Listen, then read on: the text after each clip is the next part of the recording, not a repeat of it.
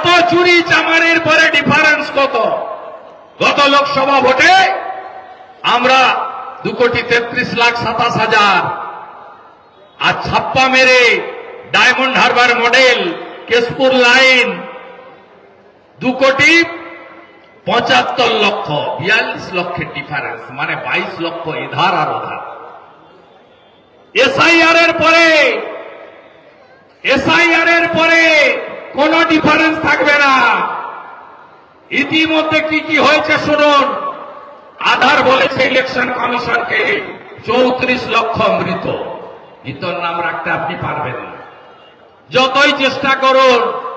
BDO বাবু, DM বাবু, মমতা ব্যানার্জির হয়ে যতই চেষ্টা করুন, মৃত নাম থাকবে না। আমরা ব্যাগে করে জমা দিয়ে এসছি 13,25,000 ডবল এন্ট্রি। ফারাক্কাতেও ভোট দেয়, জলঙ্গিতেও ভোট দেয়, ডোমকলেও ভোট দেয়, কাঁদিতেও ভোট দেয়, বড়ুয়াতেও ভোট দেয়, খড়গ্রামেও ভোট দেয়, নবগ্রামেও ভোট দেয়। 3 জায়গায় 4 জায়গায় নাম 13,25,000। এ নাম একটা জায়গায় থাকবে, বাকি জায়গায় কাট। ভুয়া ভোটার, ফেক ভোটার থাকবে না। আর বাংলাদেশ থেকে যে অনুপ্রবেশকারী এসেছেন তাদের নাম থাকবে না। আমি মুর্শিদাবাদের মুসলমানদেরকে ধন্যবাদ জানাই, এই প্রথম তারা মমতার টুপিটা পরেনি। যেদিন 2019 সালে সিএএ আসে, সিএএ থেকে কারণ নাগরিকত্ব কাড়ার কথা ছিল না? ছিল না বন্ধু। যারা ধর্মীয় উৎপীড়নের কারণে আফগানিস্তান, পাকিস্তান, বাংলাদেশ থেকে পালিয়ে এসেছিলেন বা আসছেন, তাদেরকে নাগরিকত্ব দেওয়ার বিষয় ছিল। মমতা ব্যানার্জি কি করল? বলল এনআরসি, ডিটেনশন ক্যাম্প, মুসলিমদের তাড়াবে। 19 সালের পরে খেপিয়ে কি কি ক্ষতি হলো দেখুন। জিয়াগঞ্জ, আজিমগঞ্জ, হাজারদুয়ারি এক্সপ্রেস আগুন দিয়ে পোড়ানো হলো, বেলনাগা স্টেশন জ্বালানো হলো, রেজিনগর স্টেশন জ্বালানো হলো, ঔরঙ্গাবাদে মন্দির ভাঙা হলো, আমাদের জঙ্গিপুরে 68টা দোকান, 65টা হিন্দু, 3টে মুসলিম, সবার দোকান লাইন দিয়ে ভাঙলো। এর জন্য দায়ী কে? মমতা ব্যানার্জি সিদ্দিকুল্লাহকে মাঠে নামিয়ে ভোট রাজনীতির করার জন্য আজকে সিএএ কে এনআরসি বলেছিল। এই জেলায় সবচেয়ে বেশি দরিদ্র মানুষ আছেন, এই জেলায় সবচেয়ে বেশি বেকার রয়েছে। এই জেলাতে যদি পরিযায়ী শ্রমিকের হিসাব দেখেন, 1 কোটির কাছাকাছি পরিযায়ী শ্রমিক। তার মধ্যে মুর্শিদাবাদ জেলারই 12-14 লক্ষ যুবক ছেলে, তারা কেউ বাড়িতে নেই। সে হিন্দু হতে পারেন, মুসলিম হতে পারেন, কেউ বাড়িতে থাকেন না। তাদের কারো স্ত্রী আছে, পুত্র কন্যা আছে, এবং তাদের বৃদ্ধ বাবা মা আছে, আবার অবিবাহিত যুবকরাও রয়েছে। তারা আজকে পেটের টানে কোথায় গেছে? তারা আজকে বিজেপি শাসিত রাজ্যে আছে। আমার কাছে তালিকা আছে। গুজরাটে কত ছেলে কাজ করছেন, উত্তরপ্রদেশে কত ছেলে কাজ করছেন, মহারাষ্ট্রে কত ছেলে কাজ করছেন, উড়িষ্যাতে কত ছেলে কাজ করছেন, মধ্যপ্রদেশে কত ছেলে কাজ করছেন, রাজস্থানে কত ছেলে কাজ করছেন, অন্ধ্রপ্রদেশে কত ছেলে চলে গেছেন এনডিএ বিজেপি শাসিত রাজ্যে।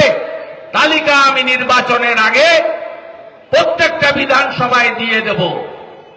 কি তাদের নাম দিয়েছে পরিযায়ী শ্রমিক? কি পেয়েছেন আপনারা? আপনাদের হসপিটালগুলোতে ডাক্তার আছে? উত্তর থাকবে নেই। কি দিয়েছে মমতা ব্যানার্জি জানতে চাই আপনাদের কাছে। আপনারা প্রশ্ন করতেই পারেন, এই জেলায় ঘাসফুলকে কেউ চিনত না, কিছু পকেটে পদ্ম ফুলকে চিনত, আর কিছু পকেটে কাস্তে হাতুড়ি তারাকে চিনত, আর বাকিটাকে হাত চিহ্ন চিনত।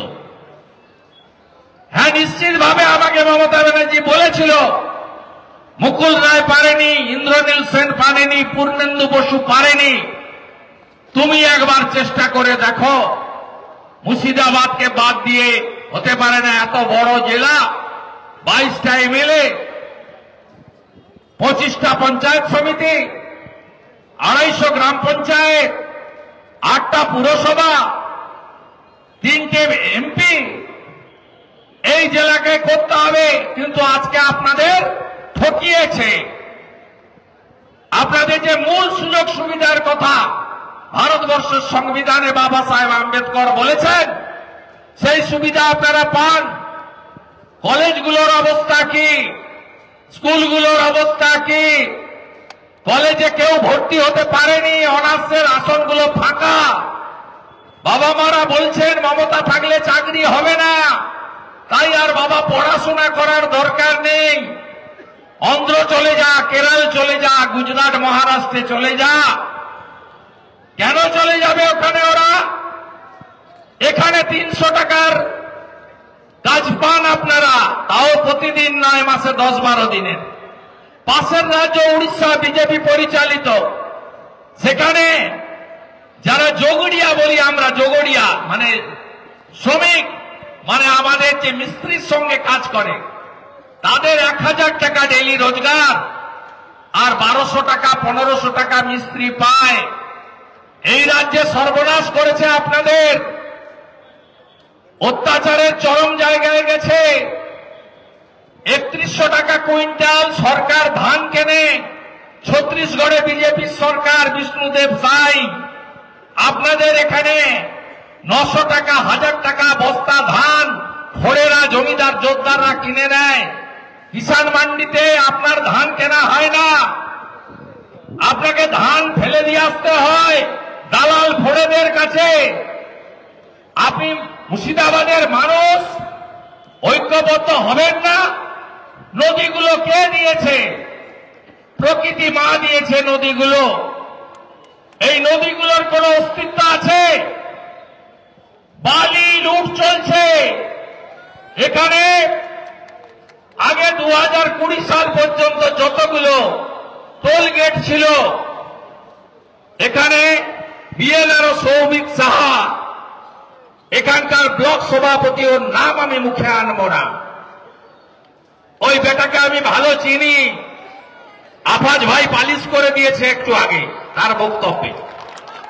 ওগুলো একবারে পাতি জিনিস, 5 পয়সা 10 পয়সার মাল।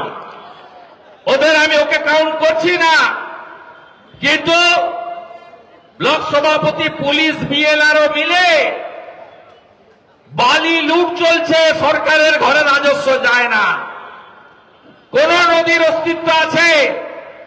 আপনি বাবু বলুন তো, 1,20,000 টাকার ঘর, 2,000 টাকার বালি, 10,000 টাকা কিনতে হচ্ছে কার জন্য? কার জন্য?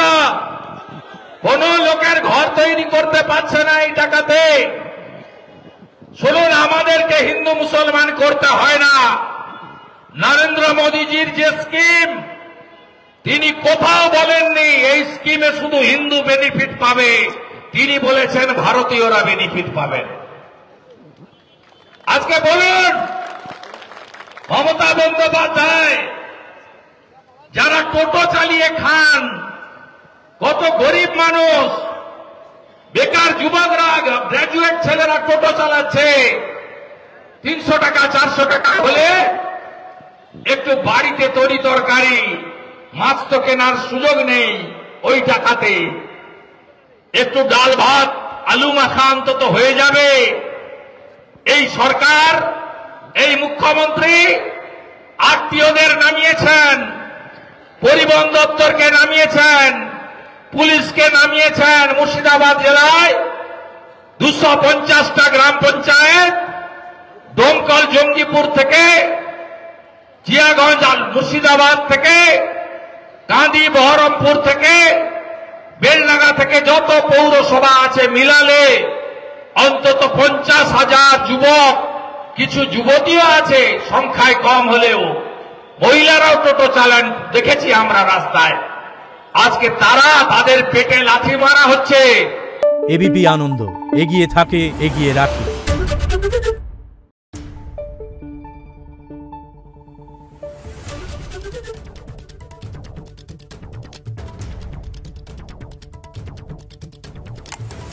আনন্দ।